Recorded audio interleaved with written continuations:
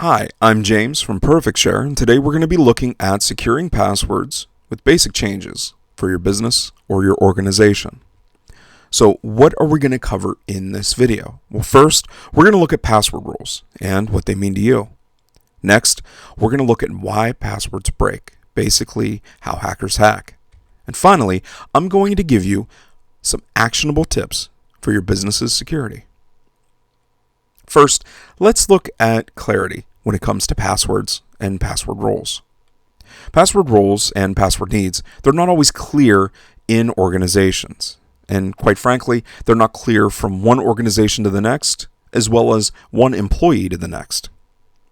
What we need to know with password rules are what passwords should and could be used, in other words, their length, the characters that we can use, what password change policy is used, in other words, how often does it get changed, what password restrictions are in that policy, what words can't be used, what number sequences can't be used, and finally, what are the penalties, if any, for not following those rules.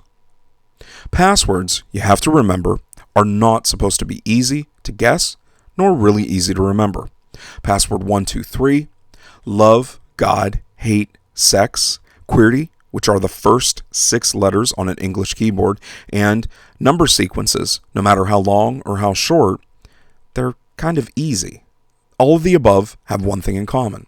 They're easily guessed, and even more easily programmatically guessed. In other words, we can script out some kind of brute force attack to guess your password.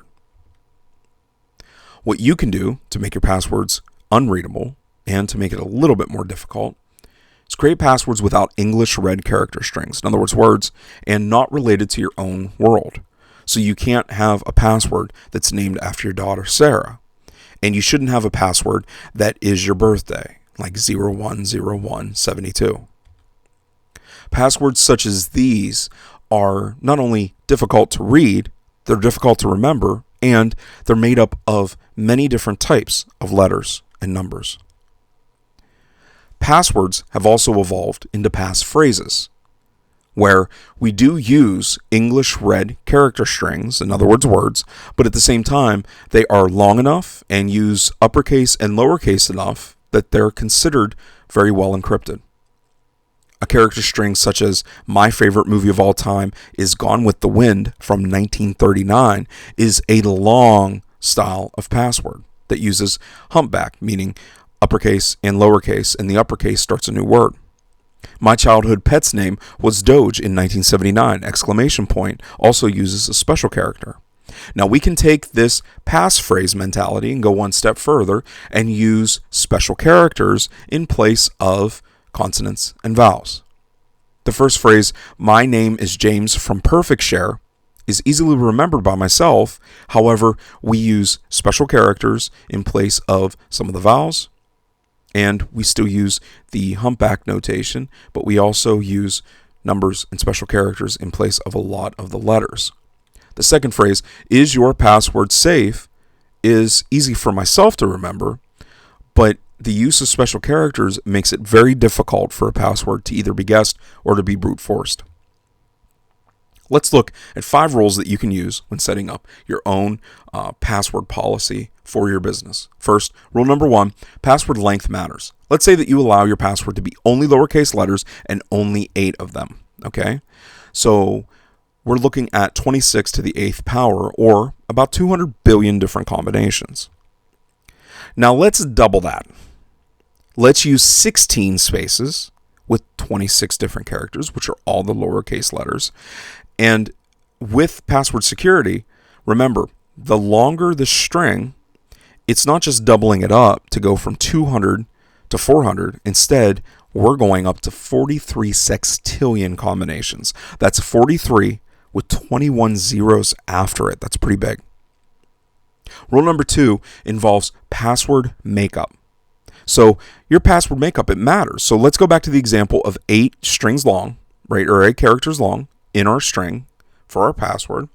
And instead of using just the lowercase, let's also add in all the uppercase letters and numbers, meaning lowercase a to z, uppercase a to z, and 0 to 9. That's about 62 combinations, and 62 to the 8th power is a little bit over 200 trillion different combinations. That's another sizable increase. With rule number 3, we're going to mix rule number 1 and rule number 2 together.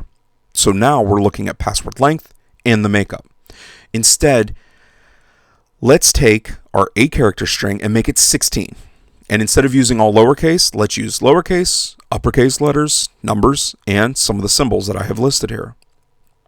We have about 80 possible characters to choose from and 16 characters long in this password. So how many combinations do you think you're going to end up with this? This is 80 to the 16th power.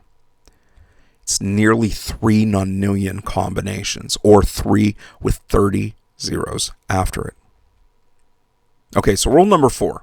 A lot of us break this rule, and we break it often, and that's to stop using OPFA. No, this isn't a new compliance standard, and this isn't a new regulation from the United States government. What is OPFA? It stands for one password for all. This is a term used when somebody uses a single password for every single login that they have. Once this password is found, anyone can hack everything that you own because you use the same password for everything, and you put your personal life as well as your organization at severe risk. Rule number 5 involves timely password changes, because we believe that password changes should occur frequently. Leaving your password the same forever is pretty similar to OPFA. Once that password is known, you're in a lot of trouble and you don't even know it yet. Hackers can sit on that password and that login for anything from your bank to your Skype, your email, web server, database, FTP, everything, collecting information, holding it for ransom, or just completely corrupting it. And that devastation happens in one fell swoop. Our recommendation in PerfectShare is to alter your password every week if you have regulations or compliance standards that you have to adhere to. And for those businesses that don't, a monthly reset might work best.